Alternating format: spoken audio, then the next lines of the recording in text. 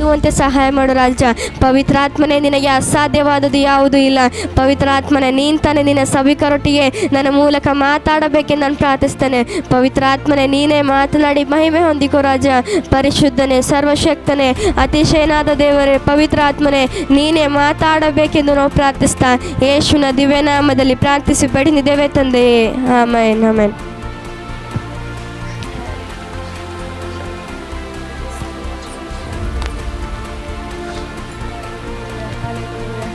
ಮತ್ತಾಯ 22ನೇ ಅಧ್ಯಾಯ 37ರಿಂದ 39.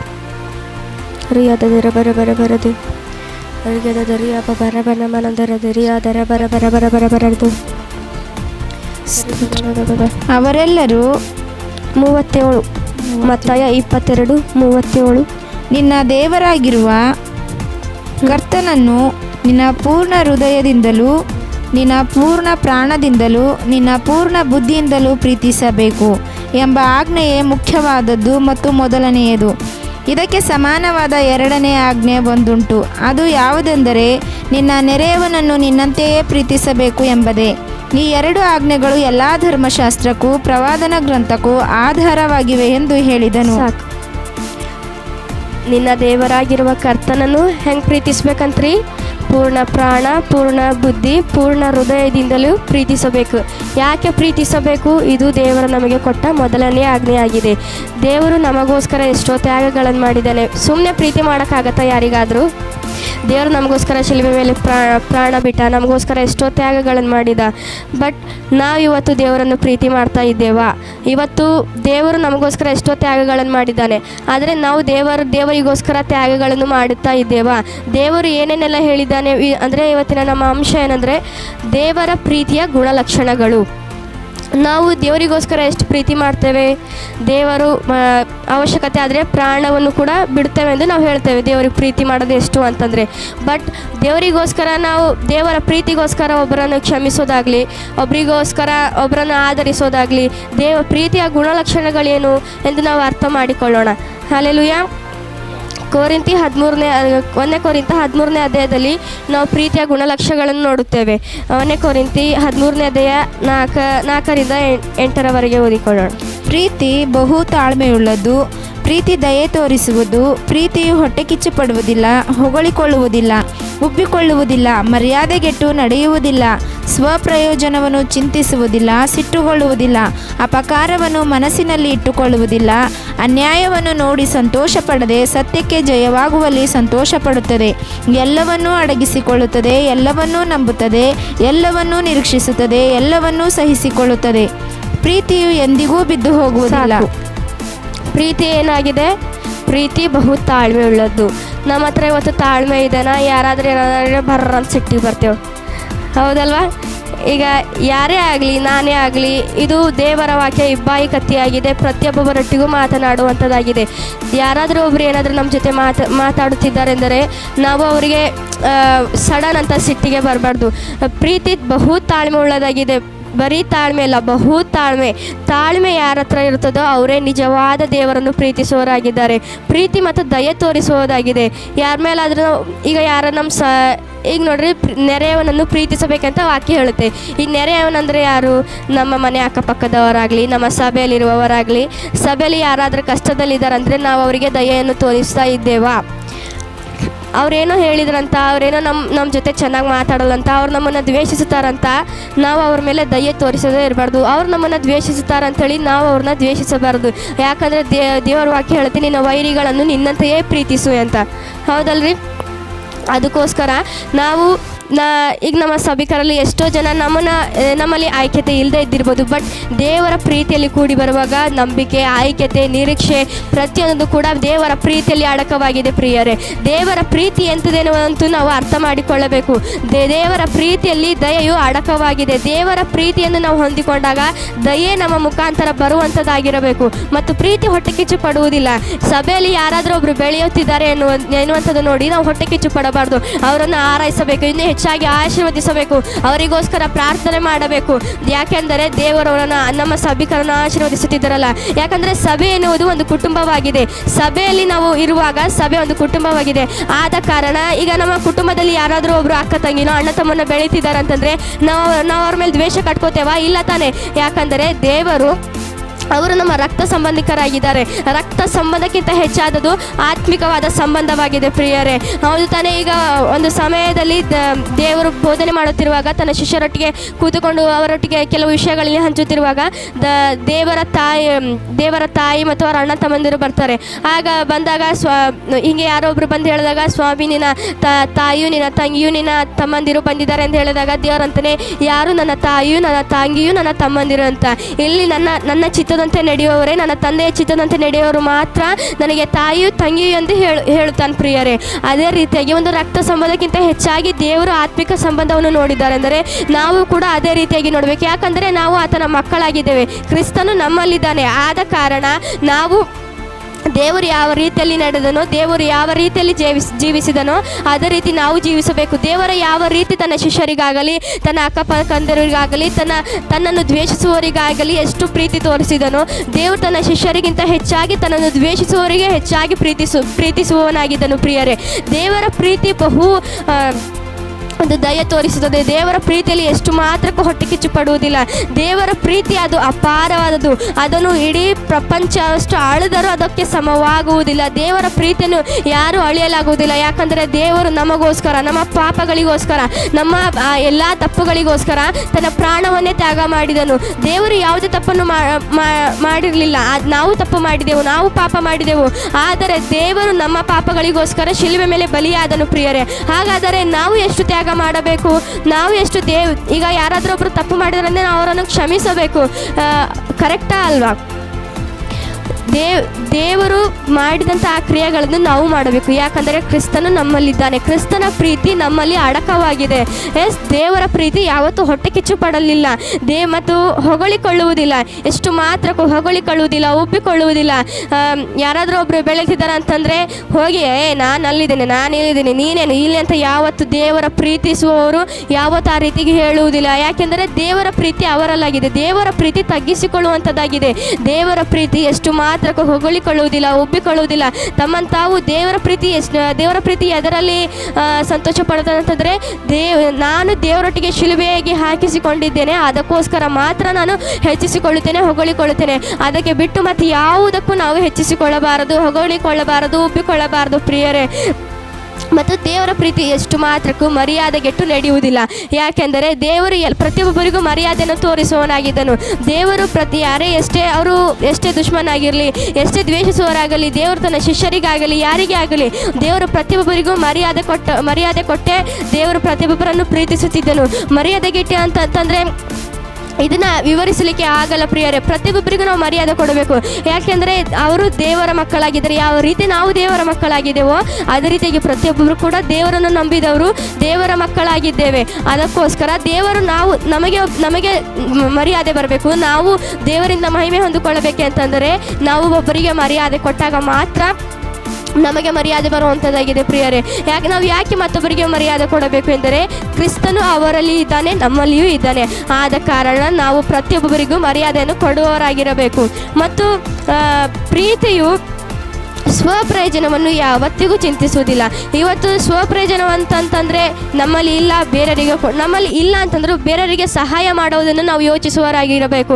ನಮ್ಮಲ್ಲಿ ಇಲ್ಲ ಅಂತಂದ್ರೂ ಪರವಾಗಿಲ್ಲ, ಅದನ್ನು ಬೇರೆಯವರು ಯಾವ ಕಷ್ಟದಲ್ಲಿದ್ದಾರೆ, ನಮಗೇನು ಕೊಡಲಿಕ್ಕಾಗಿಲ್ವಾ, ಅವರಿಗೋಸ್ಕರ ಪ್ರಾರ್ಥನೆ ಮಾಡೋಣ. ಅದು ಸ್ವಪ್ರಯೋಜನ ಚಿಂತಿಸುವುದಿಲ್ಲ ಎಂಬುದಾಗಿ ಅರ್ಥ ಕೊಡುತ್ತದೆ. ನಾವು ಎಷ್ಟೇ ಕಷ್ಟದಲ್ಲಿರಲಿ, ಆದರೆ ನಮ್ಮ ಸಭಿಕರು, ನಮ್ಮ ನೆರೆಯವರವರು, ನಮ್ಮ ಸಂಬಂಧಿಕರು ಕಷ್ಟದಲ್ಲಿರುವಾಗ ಅವರಿಗೋಸ್ಕರ ನಾವು ಪ್ರಾರ್ಥಿಸುವವರಾಗಿರೋಣ. ನಮ್ಮ ಕೈಲಾದ ಸಹಾಯಗಳನ್ನು ನಾವು ಅವರಿಗೋಸ್ಕರ ಮಾಡುವವರಾಗಿರೋಣ. ಅಪಕಾರವನ್ನು ಮನಸ್ಸಿನಲ್ಲಿಟ್ಟುಕೊಳ್ಳೋದಿಲ್ಲ. ದೇವರ ಪ್ರೀತಿ ಎಷ್ಟು ಮಾತ್ರಕ್ಕೂ ಯಾವುದೇ ಕಾರಣಕ್ಕೂ ಅಪಕಾರವನ್ನು ಮನಸ್ಸಿನಲ್ಲಿಟ್ಟುಕೊಳ್ಳುವುದಿಲ್ಲ ಪ್ರಿಯರೇ. ಯಾಕೆಂದರೆ ದೇವರ ಪ್ರೀತಿ ದೇವರ ಪ್ರೀತಿ ಯಾವ ದೇವರ ಶಿಲ್ಬೆಯಲ್ಲಿ ಏರಿದಾಗ ದೇವರು ಹೇಳ್ತಾನೆ, ದೇವರೇ ಇವ್ರು ಏನು ಮಾಡ್ತಾರೋ ಇವರು ಅರಿಯರು, ಇವರನ್ನು ಕ್ಷಮಿಸಿಬಿಡಿ. ಯಾಕಂದರೆ ದೇವರಿಗೆ ಅಪಕಾರವನ್ನು ಮನಸ್ಸಿನಲ್ಲಿ ಇಟ್ಟುಕೊಳ್ಳೋದು ಅಭ್ಯಾಸವಿದ್ದಿದ್ದಿಲ್ಲ ಪ್ರಿಯರೇ. ದೇವರು ಈಗ ಯಾರಾದರೂ ನಮ್ಮನ್ನು ದ್ವೇಷಿಸಿದರು, ನಮಗೆ ಒಂದು ಮಾತಂದರೆ ನಮಗೆ ತುಂಬ ಮನಸ್ಸಿನಲ್ಲಿ ಹೋಗೋದು ಕುತ್ಕೊಂಡ್ಬಿಡುತ್ತೆ. ಅದನ್ನು ನಾವು ತೆಗೆಯಲು ನಾವು ತುಂಬ ಕಷ್ಟಪಡಬೇಕಾಗುತ್ತೆ. ಅದಕ್ಕೋಸ್ಕರ ದೇವರ ಪ್ರೀತಿಯಲ್ಲಿ ನಾವು ನೆಲೆಗೊಂಡಿದ್ದಾಗ, ದೇವರ ಪ್ರೀತಿಯಲ್ಲಿ ನಾವು ಆಳವಾಗಿ ಹೋದಾಗ ಅದು ಎಷ್ಟು ಮಾತ್ರಕ್ಕೂ ನಾವು ಅಪಕಾರವನ್ನು ಮನಸ್ಸಿನಲ್ಲಿ ಇಟ್ಟುಕೊಳ್ಳುವುದಿಲ್ಲ. ಯಾರಾದರೂ ಒಬ್ರು ಅಂತ ಹೇಳಿ, ಯಾರಾದರೂ ಒಬ್ರು ಬೈದಂತ ಹೇಳಿ, ಯಾರಾದರೂ ಒಬ್ರು ನಮ್ಮನ್ನು ದ್ವೇಷಿಸುತ್ತಿದ್ದಾರೆ, ಯಾರೋ ನಮ್ಮನ್ನು ಅಥವಾ ನಮ್ಮ ಸಭಿಕರೇ ನಾವು ನಮ್ಮವರು ಎಂದು ನಂಬಿದವರೇ ನಮ್ಮನ್ನು ಇವತ್ತು ದೂಷಿಸ್ಬೋದು. ನಮ್ಮ ಹಿಂದೆ ಏನೋ ಬೆನ್ನಿಗೆ ಹಾಕುವ ರೀತಿಯಲ್ಲಿ ಚೂರಿಯ ಮಾತುಗಳನ್ನು ಆಡಬಹುದು. ಬಟ್ ನಾವು ಯಾವತ್ತಿಗೂ ಕೂಡ ಆ ಅಪಕಾರದ ಮಾತುಗಳನ್ನು ಎಷ್ಟು ಮಾತ್ರಕ್ಕೂ ನಾವು ಮನಸ್ಸಿನಲ್ಲಿ ಇಟ್ಟುಕೊಳ್ಳಬಾರದು. ಇದು ದೇವರ ಪ್ರೀತಿಗೆ ಸಂಬಂಧಪಟ್ಟದಲ್ಲ ಪ್ರಿಯರೇ. ಅದೇ ರೀತಿಯಾಗಿ ಅನ್ಯಾಯವನ್ನು ನೋಡಿ ಸಂತೋಷ ಪಡುವುದಿಲ್ಲ, ಸತ್ಯಕ್ಕೆ ಜಯವಾಗುವಲ್ಲಿ ಸಂತೋಷ ಪಡುತ್ತದೆ. ಅನ್ಯಾಯವಂದರೆ ಏನು? ಈಗ ನಮ್ಮ ಸಭಿಕರಲ್ಲಿ ಒಬ್ಬರಿಗೆ ಅನ್ಯಾಯ ನಡೀತಿದೆ, ಅದನ್ನು ನೋಡಿ ನಾವು ಯಾವತ್ತಾದರೂ ಸಂತೋಷ ಪಡುತ್ತೇವೆ? ಈಗ ನಮ್ಮ ಕುಟುಂಬದಲ್ಲಿ ಯಾರಿಗಾದರೂ ಅನ್ಯಾಯ ನಡೀತಿದೆ ಅಂತಂದರೆ ಯಾವುದೇ ಕಾರಣದಲ್ಲಾಗಿರ್ಬೋದು, ಅಥವಾ ಅದು ಕೋರ್ಟ್ ವಿಷಯದಲ್ಲಾಗಿರ್ಬೋದು, ಅವರ ಕುಟುಂಬದಲ್ಲಿ ಆಗಿರ್ಬೋದು, ಅವರ ಫೈನಾನ್ಷಿಯಲಿ ಆಗಿರ್ಬೋದು, ಯಾವುದೇ ವಿಷಯದಲ್ಲಿ ಅವರಿಗೆ ಅನ್ಯಾಯವಾಗುತ್ತಿದೆ ಅಂತಂದರೆ ನಾವು ಅದನ್ನು ನೋಡಿ ಸಂತೋಷ ಪಡಬಾರದು. ಅವರಿಗೋಸ್ಕರ ಗೋಳಾಟದಿಂದ ಪ್ರಾರ್ಥಿಸಬೇಕು. ಯಾಕೆಂದರೆ ಕ್ರಿಸ್ತನ ಪ್ರೀತಿ ನಮ್ಮಲ್ಲಿದೆ. ಕ್ರಿಸ್ತನು ನಮಗೋಸ್ಕರ ಯಾವ ರೀತಿಯಾಗಿ ಪ್ರಾರ್ಥಿಸುತ್ತಿದ್ದನು, ಕ್ರಿಸ್ತನು ನಮಗೋಸ್ಕರ ಯಾವ ರೀತಿ ಶಿಲುಬೆ ಮೇಲೆ ಮರಣವನ್ನು ಜಯಿಸಿದನು, ಅದೇ ರೀತಿಯಾಗಿ ನಾವು ಕೂಡ ನಮ್ಮ ಸಭಿಕರಿಗೋಸ್ಕರ ನಾವು ಪ್ರಾರ್ಥನೆ ಮಾಡುವವರಾಗಿರಬೇಕು ಪ್ರಿಯರೇ. ಯಾಕೆಂದರೆ ಅನ್ಯಾಯವನ್ನು ನೋಡಿ ನಾವು ಸಂತೋಷ ಪಡಬಾರ್ದು. ಅನ್ಯಾಯ ಯಾವ ರೀತಿ ನಡೀತದೆ? ಸೈತಾನನ ಆಲೋಚನೆಗಳ ಮುಖ. ಯಾಕೆಂದರೆ ಅವರಿಗೆ ಇನ್ನೂ ಅಷ್ಟು ಜ್ಞಾನ ಇರುವುದಿಲ್ಲ. ಇದು ಸೈತಾನನ ಆಲೋಚನೆ, ಇದು ಸೈತಾನನು ತಂದು ಇಟ್ಟಿರುವಂಥ ಒಂದು ಯೋಜನೆ, ಇದು ಸೈತಾನನು ನನಗೋಸ್ಕರ ಹೊಡೆಯಬೇಕೆಂದು ಹಾಕಿರುವಂಥ ಪ್ಲ್ಯಾನ್ ಎಂದು ಅವರಿಗೆ ಅರ್ಥ ಮಾಡಿಕೊಳ್ಳುವಷ್ಟು ಜ್ಞಾನ ಅವರಿಗೆ ಇರುವುದಿಲ್ಲ. ಯಾಕೆಂದರೆ ಸೈತಾನನು ಅವರ ಬುದ್ಧಿಯನ್ನು ಮಂಕು ಮಾಡಿ ಇಟ್ಟಿರುತ್ತಾನೆ. ಅದಕ್ಕೋಸ್ಕರ ನಾವು ಅವರಿಗೋಸ್ಕರ ಪ್ರಾರ್ಥನೆ ಮಾಡಬೇಕು.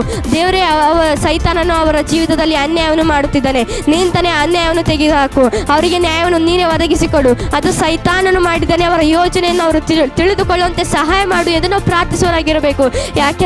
ಯಾಕೆಂದರೆ ದೇವರ ಪ್ರೀತಿ ನಮ್ಮಲ್ಲಿದೆ. ದೇವರು ನಮ್ಮನ್ನು ಪ್ರೀತಿಸಿದ ಮೂಲಕ, ದೇವರು ನಮ್ಮನ್ನು ಯಾವ ರೀತಿ ಪ್ರೀತಿಸಿದನೋ ಅದೇ ರೀತಿ ನಾವು ಪ್ರೀತಿಸಬೇಕೆಂದು ದೇವರ ವಾಕ್ಯ ಹೇಳುತ್ತದೆ. ಎಲ್ಲವನ್ನು ಅಡಗಿಸಿಕೊಳ್ಳುತ್ತದೆ ಅಂತಂದರೆ ಇದಕ್ಕೆ ಈ ದೇವರ ಪ್ರೀತಿ ಯಾವ ರೀತಿಯಾಗಿದೆ ಅಂತಂದರೆ, ಈಗ ದೇವರ ಪ್ರೀತಿ ನಂಬಿಕೆ, ಸಮಾಧಾನ, ಸಾಧುತ್ವ, ಪವಿತ್ರಾತ್ಮನ ಫಲಗಳು ಯಾವ ರೀತಿ ಒಂದಕ್ಕೊಂದು ಲಿಂಕ್ ಆಗಿದೆಯೋ ಅದೇ ರೀತಿ ಈಗ ದೇವರ ಪ್ರೀತಿಯಲ್ಲಿ ಕೂಡ ಪ್ರತಿಯೊಂದೊಂದು ಕೂಡ ಒಂದಾಗಿ ಒಂದು ಚೈನ್ ಲಿಂಕಲ್ಲಿ ಯಾವ ರೀತಿಯಾಗಿರುತ್ತದೋ ಅದೇ ರೀತಿಯಾಗಿ ಇದರಲ್ಲಿ ಒಂದೊಂದು ಕೂಡ ಒಂದು ಲಿಂಕ್ ಆಗಿ ಇರುತ್ತವೆ. ಚೈನಿನ ರೀತಿಯಲ್ಲಿ ಒಂದು ಕಟ್ಟಾಯ್ತಂದರೆ ಅದಕ್ಕೆ ಬೆಲೆ ಇರುವುದಿಲ್ಲ, ಒಂದು ಕಟ್ಟಾಯ್ತಂದರೆ ಅದರ ಅಂತರ ನಮಗೆ ಗೊತ್ತಾಗುವುದಿಲ್ಲ ಪ್ರಿಯರೇ. ಅದಕ್ಕೋಸ್ಕರ ಪ್ರೀತಿ ಯಾವ ರೀತಿ ಎಲ್ಲವನ್ನು ಅಡಗಿಸಿಕೊಳ್ಳುತ್ತದೋ, ಒಂದು ಅಪಕಾರವನ್ನು ಮನಸ್ಸಿನಲ್ಲಿಟ್ಟುಕೊಳ್ಳುವುದಿಲ್ಲ, ಬಟ್ ಅದನ್ನು ಅಡಗಿಸಿಕೊಳ್ಳೋದನ್ನು ಮಾಯ ಮಾಡುತ್ತದೆ. ಪ್ರೀತಿ ಎಲ್ಲವನ್ನು ಅಡಗಿಸಿಕೊಳ್ಳುತ್ತದೆ ಅಂತಂದರೆ ಯಾವುದೇ ದುಃಖ ಆಗಿರ್ಬೋದು, ಯಾವುದೇ ಅಪಕಾರ ಆಗಿರ್ಬೋದು, ಯಾವುದೇ ಸಿಟ್ಟಾಗಿರ್ಬೋದು, ಏನೇ ಆಗಿರ್ಬೋದು, ಅದು ಕ್ರಿಸ್ತನಿಗೆ ಸಂಬಂಧಪಟ್ಟದ್ದಿಲ್ಲ ಅಂತಂದರೆ ನಾವು ಅದನ್ನು ಅಡಗಿಸಿ ಬಿಡಬೇಕು, ಅದನ್ನು ಕಾಲಿನಲ್ಲಿ ತುಳಿದಾಕಬೇಕು. ಯಾಕೆಂದರೆ ಇದು ಕ್ರಿಸ್ತನ ಪ್ರೀತಿಗೆ ಸಂಬಂಧಪಟ್ಟಿದ್ದಿಲ್ಲ ಎಂದು ಇದು ಒಂದೇ ಕಾರಣದಿಂದ ನಾವು ಎಲ್ಲ ಸೈತಾನನಿಗೆ ಸಂಬಂಧಪಟ್ಟ ಎಲ್ಲ ಕಾರ್ಯಗಳನ್ನು ನಾವು ಅಡಗಿಸಿಕೊಳ್ಳಬೇಕು ಪ್ರಿಯರೇ.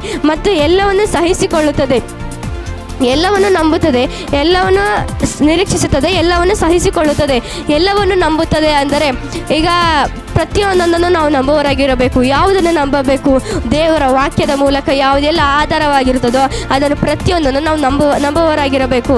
ಈಗ ದೇವರ ವಾಕ್ಯಕ್ಕೆ ನಮಗೆ ಗೊತ್ತಿರುತ್ತದೆ ಇದು ದೇವರ ವಾಕ್ಯ, ಇದನ್ನು ನಾವು ನಂಬಬೇಕು. ಯಾಕೆಂದರೆ ಪವಿತ್ರಾತ್ಮನು ನಮ್ಮೊಳಗೆ ಇರುವ ಕಾರಣ ಪವಿತ್ರಾತ್ಮನು ನಮ್ಮೊಟ್ಟಿಗೆ ಮಾತನಾಡುವವನಾಗಿದ್ದಾನೆ.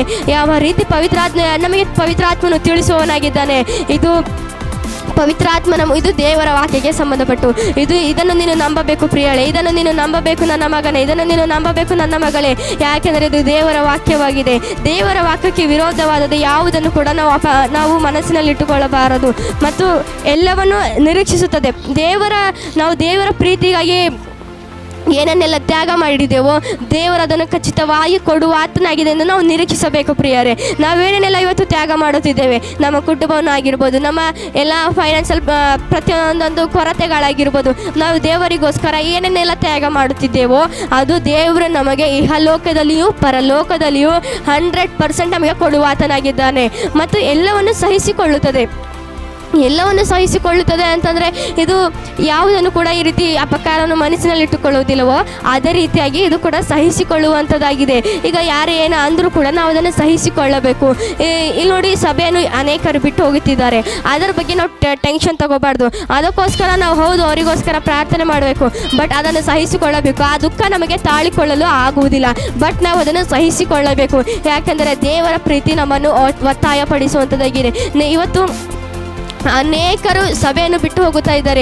ಯಾಕೆಂದರೆ ದೇವರ ಪ್ರೀತಿ ಅವರು ಅರ್ಥ ಮಾಡಿಕೊಂಡಿಲ್ಲ, ದೇವರ ಪ್ರೀತಿ ಅವರಲ್ಲಿ ಅಡಕವಾಗಿಲ್ಲ. ದೇವರ ಪ್ರೀತಿಯನ್ನು ಅವರು ಅರ್ಥ ಮಾಡಿಕೊಳ್ಳದಂತೆ ಸೈತಾನನು ಅವರ ಮನಸ್ಸುಗಳನ್ನು, ಅವರ ಜ್ಞಾನವನ್ನು ಮಂಕು ಮಾಡಿಟ್ಟಿದ್ದಾನೆ. ನಾವು ಇವತ್ತು ಅವರಿಗೋಸ್ಕರ ಪ್ರಾರ್ಥಿಸೋಣ ಪ್ರಿಯರೇ. ನಿಜವಾಗಿ ದೇವರ ಪ್ರೀತಿ ಯಾರೆಲ್ಲೆಲ್ಲ ಅಡಕವಾಗಿದೆಯೋ, ಅವರು ನಿಜವಾಗಿ ಕ್ರಿಸ್ತನನ್ನು ಪ್ರೀತಿಸುತ್ತಿದ್ದಾರೋ ಅವರು ದೇವರ ಪ್ರತಿಯೊಂದು ಆಜ್ಞೆಗಳನ್ನು ಕೈಗೊಳ್ಳುವವರಾಗಿದ್ದಾರೆ. ದೇವರು ಎಲ್ಲ ಆಜ್ಞೆಗಳನ್ನು ಮುರಿದು ಒಂದು ಎರಡು ಆಜ್ಞೆಗಳನ್ನು ಮಾತ್ರ ಕೊಟ್ಟನು. ಏನೆಂದರೆ ಪ್ರೀತಿಸುವುದು ಮೊದಲನೇ ಆಜ್ಞೆ, ಎರಡನೇ ಆಜ್ಞೆ ನೆರೆಯವನನ್ನು ನಮ್ಮಂತೆ ಪ್ರೀತಿಸಬೇಕು. ನಮ್ಮನ್ನು ನಾವು ಯಾಕೆ ಪ್ರೀತಿಸಿಕೊಳ್ಳಬೇಕು? ದೇವರು ನಮ್ಮಲ್ಲಿದ್ದಾನೆ, ಅದಕ್ಕೋಸ್ಕರ ನಮ್ಮನ್ನು ನಾವು ಪ್ರೀತಿಸಬೇಕು. ನಮ್ಮನ್ನು ನಾವು ಪ್ರೀತಿಸುವುದು ಅದು ನಮ್ಮ ಶರೀರಕ್ಕೆ ಪ್ರೀತಿಸುವಂಥದ್ದಲ್ಲ. ನಮ್ಮಲ್ಲಿ ಕ್ರಿಸ್ತನಿರುವ ಕಾರಣ ನಾವು ಕ್ರಿಸ್ತನನ್ನು ಪ್ರೀತಿಸುತ್ತೇವೆ. ಅದೇ ರೀತಿಯಾಗಿ ನಮ್ಮ ನೆರೆಯ ಹೊರೆಯವರನ್ನು, ನಮ್ಮನ್ನು ದ್ವೇಷಿಸುವವರನ್ನು ಪ್ರತಿಯೊಬ್ಬರು ಕೂಡ ನಾವು ಪ್ರೀತಿಸುವವರಾಗಿರಬೇಕು. ಯಾಕೆ ಗೊತ್ತಾ? ಕ್ರಿಸ್ತನ ಪ್ರೀತಿ ನಮ್ಮಲ್ಲಿ ಅಡಕವಾಗಿದೆ ಪ್ರಿಯರೇ. ಮತ್ತು ಕ್ರಿಸ್ತನ ಪ್ರೀತಿಯನ್ನು ನಾವು ಅಭ್ಯಾಸ ಮಾಡಿಕೊಳ್ಳೋರಾಗಿರಬೇಕು. 1 ಕೊರಿಂಥ 14ನೇ ವಚನದಲ್ಲಿದೆ, ಪ್ರೀತಿಯನ್ನು ಅಭ್ಯಾಸ ಮಾಡಿಕೊಳ್ಳಿರಿ ಎಂದು. ಕ್ರಿಸ್ತನ ಪ್ರೀತಿಯನ್ನು ನಾವು ದಿನೇ ಅದನ್ನು ಧ್ಯಾನಿಸಬೇಕು, ಅದನ್ನು ಅಳವಡಿಸಿಕೊಳ್ಳಬೇಕು, ಅದನ್ನು ಪ್ರತಿದಿನ ಅಭ್ಯಾಸ ಮಾಡಿಕೊಳ್ಳಬೇಕು. ಇಲ್ಲಿ ನೋಡಿ, ನಾವು ಅದನ್ನು ನಿರ್ಧಾರ ಮಾಡಿದ ಮೇಲೆ, ಏಸಪ್ಪ ನೀನೇ ಸಹಾಯ ಮಾಡು, ನಿನ್ನ ಪ್ರೀತಿಯಲ್ಲಿ ನಾವು ನಡೆಯುವಂತೆ ನೀನು ನಮ್ಮ ಜೊತೆಗಾರನಾಗಿದ್ದು ನಡೆಸಿ ನಾವು ಪ್ರಾರ್ಥಿಸುವಾಗ ಇದಕ್ಕೆ ನಾವು ಯಾವ ಕ್ಷಣದಲ್ಲಿ ನಾವು ನಿರ್ಧರಿಸುತ್ತೇವೋ ಅದೇ ಕ್ಷಣದಿಂದ ನಮಗೆ ಶೋಧನೆಗಳು ಬರಲು ಸ್ಟಾರ್ಟ್ ಆಗುತ್ತವೆ. ಯಾಕಂದರೆ ನೋಡೋಣ, ಇವರು ಕ್ರಿಸ್ತನ ಪ್ರೀತಿಯಲ್ಲಿ ನಿಲ್ಲುತ್ತಾರಾ ಇಲ್ಲ. ಈಗ ನಾವು ಇವತ್ತಿನ ದಿನದಲ್ಲಿ ಯಾವ್ಯಾವ ವಾಕ್ಯಗಳನ್ನು ಕೇಳಿದ್ದೇವಲ್ಲ, ಈ ವಾಕ್ಯಕ್ಕೆ ವಿರೋಧವಾಗಿ ಅನೇಕ ವಿರೋಧವಾದ ಕಷ್ಟಗಳು, ಶೋಧನೆಗಳು ಬರುತ್ತವೆ. ಬಟ್ ಆ ಶೋಧನೆಗಳಲ್ಲಿ ಬಿದ್ದು ಹೋಗಬಾರದು. ಯಾಕೆಂದರೆ ದೇವರ ಪ್ರೀತಿ ನಮ್ಮಲ್ಲಿದೆ. ನಾವು ದೇವರ ಸಹಾಯವನ್ನು ಕೇಳುವಾಗ ದೇವರು ನಮ್ಮನ್ನು ಪ್ರೀತಿಸುವುದರಿಂದ ನಮಗೆ ದೇವರು ಸಹಾಯ ಮಾಡುವ ಆತನಾಗಿದ್ದಾರೆ ಪ್ರಿಯರೇ.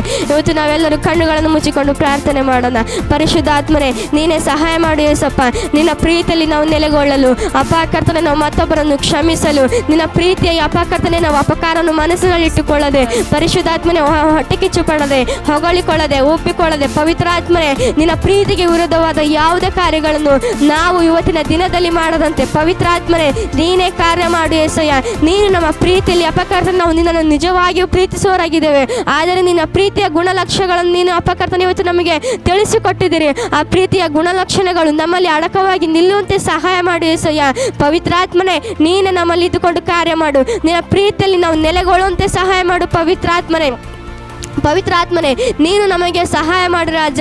ನಾವು ಅಪಕರ್ತನೆ ಇವತ್ತು ಯಾರ ಮೇಲೆ ಅಪಕರ್ತನೆ ನಾವು ದ್ವೇಷ ಇಟ್ಕೊಂಡಿದ್ದೆವು, ಪವಿತ್ರಾತ್ಮನೇ ನಾವು ಅವರನ್ನು ಕ್ಷಮಿಸುವಂತೆ ಸಹಾಯ ಮಾಡು ರಾಜ. ಅಪಕರ್ತನೆ ಕ್ಷಮಿಸದೇ ಇರುವುದು ನಮ್ಮ ಆಶೀರ್ವಾದಕ್ಕೆ ತಡೆಯಾಗಿದೆ ರಾಜ. ಅಪಕರ್ತನೆ ನಮ್ಮ ಆಶೀರ್ವಾದಕ್ಕೆ ತಡೆಯಾಗಿ ನಾವೇ ನಿಂತುಕೊಳ್ಳುವುದಿಲ್ಲ. ಅಪಕರ್ತನೆ ನೀನು ನಮ್ಮನ್ನು ಪ್ರೀತಿಸುವುದರ ಮೂಲಕ ನಾವು ಅಪಕರ್ತನೆ ನೀನು ಯಾವ ರೀತಿ ಜೀವಿಸಿದೆಯೋ, ನೀನು ಯಾವ ರೀತಿ ಎಲ್ಲರನ್ನು ಕ್ಷಮಿಸಿದೆಯೋ ಪವಿತ್ರಾತ್ಮನೇ, ಅದೇ ರೀತಿಯಾಗಿ ನಿನ್ನ ಪ್ರೀತಿಯ ಮೂಲಕ ನಾವು ಪ್ರತಿಯೊಬ್ಬರನ್ನು ಕ್ಷಮಿಸುವವರಾಗಿದ್ದೇವೆ ರಾಜ. ಪವಿತ್ರಾತ್ಮನೇ ನೀನೇ ನಮ್ಮೊಳಗಿದ್ದುಕೊಂಡು ಕಾರ್ಯ ಮಾಡು ರಾಜ. ಪವಿತ್ರಾತ್ಮನೇ ಈ ಪ್ರೀತಿಯ ಅಪಕರ್ತನೆ ಪ್ರೀತಿಯನ್ನು ದಿನ ಅಭ್ಯಾಸ ಮಾಡಿಕೊಳ್ಳುವಂತೆ, ಪ್ರೀತಿಯಲ್ಲಿ ನಾವು ಅಪಕರ್ತನೆ ದೃಢವಾಗಿ ನಿಲ್ಲುವಂತೆ, ಈ ಪ್ರೀತಿಯಲ್ಲಿ ಪರಿಶುದ್ಧಾತ್ಮನೇ ನಾವು ಅಪಕರ್ತನೆ ಪವಿತ್ರಾತ್ಮನೆ ಈ ಪ್ರೀತಿಯನ್ನು ನಾವು ಪ್ರತಿದಿನ ಅಳವಡಿಸಿಕೊಳ್ಳುವಂತೆ ನೀನೇ ಸಹಾಯ ಮಾಡಿ ನಡೆಸಬೇಕೆಂದು ನಾವು ಪ್ರಾರ್ಥಿಸ್ತೇವೆ ರಾಜ. ಇಂದಿನ ಪ್ರೀತಿಯ ಗುಣಲಕ್ಷಣಗಳು ನಮ್ಮ ದಿನದ ಅಪಕರ್ತನೆ ಅಭ್ಯಾಸವಾಗಿ ಮಾರ್ಪಡಲಿ ಎಂದು ನಾವು ಪ್ರಾರ್ಥಿಸ್ತೇವೆ ರಾಜ. ನಮ್ಮನ್ನು ನಾವು ಒಪ್ಪಿಸಿಕೊಟ್ಟು ನಿನ್ನ ನಾಮವನ್ನು ಹೆಚ್ಚಿಸ್ತಾ ಯೇಸುವಿನ ದಿವ್ಯ ನಾಮದಲ್ಲಿ ಎಲ್ಲವನ್ನು ಪ್ರಾರ್ಥಿಸಿ ಬೇಡಿದ್ದೇವೆ ತಂದೆ. ಆಮೆನ್.